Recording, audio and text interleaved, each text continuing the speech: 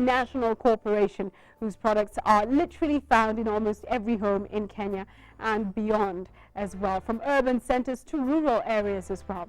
Now, perhaps you've seen the ever-present TV adverts for Always sanitary pads. You may also have come across Ariel washing powder, or if you're a mother to a young child, you may be using Pampers diapers instead of traditional nappies. And once in a while, when the children catch a cough or a cold, you've probably used Vicks to treat them. And for men, perhaps you use Gillette shaving blades. Perhaps you brush your teeth with Oral-B toothpaste or Oral-B toothbrush and use Duracell batteries for your TV remote. Now, what you may not have known all that time is that all these consumer products are brands from the multinational group Proctor and Gamble. Now, it's interesting to note that although, according to consumer statistics, an average of 3 out of every 5 homes have used products from this multinational company, the name Procter and Gamble is hardly known. This is perhaps one of those classic cases where specific brands from a company become better known than the company itself. And yet Procter & Gamble Incorporated has a very rich history which dates way back to Cincinnati, USA in 1837, when William Proctor and James Gamble started a small backstreet business which 175 years later has grown to become the world's largest and most profitable consumer packaged consumer goods company.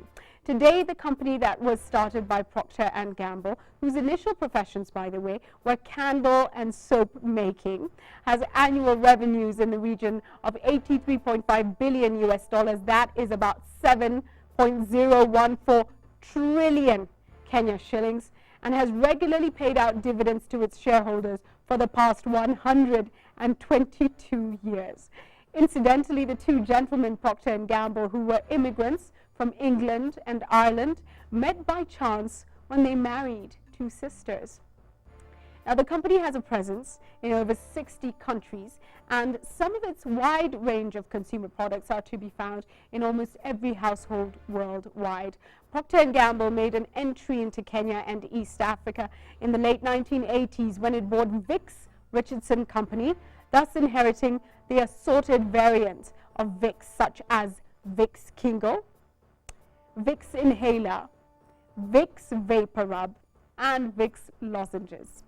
Operating from its regional headquarters at Pershottam Place in Westlands area, Procter & Gamble has created a significant presence in Kenya and surrounding countries, not just in terms of commercial success, but perhaps more significantly through high-impact CSR.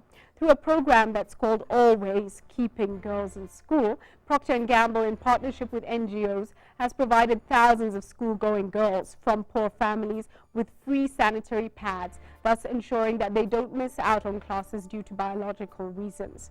Studies show that over 500,000 girls from poor families miss out on about 25% of their study time due to the menstrual cycle issues when they don't have pads available, and this greatly disadvantages the girl child.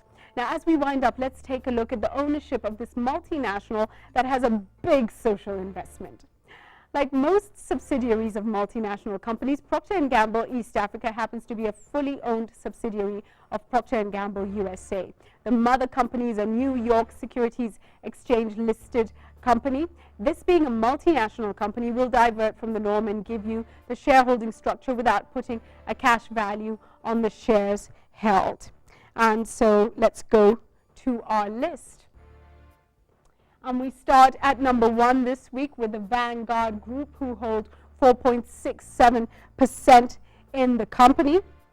And from Vanguard Group, we move to the State Street Corporation with 4.3% in Procter & Gamble. At number 3, very interesting, Procter & Gamble employees hold 3.09% of the company.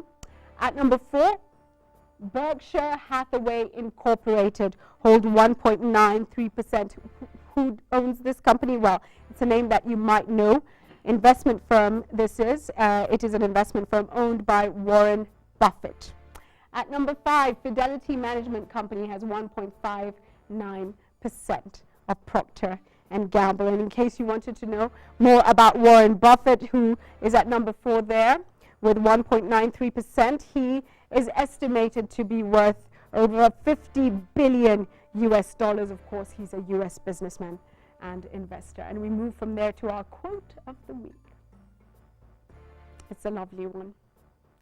You are sitting in the shade today because someone had the foresight to plant a tree a long time ago.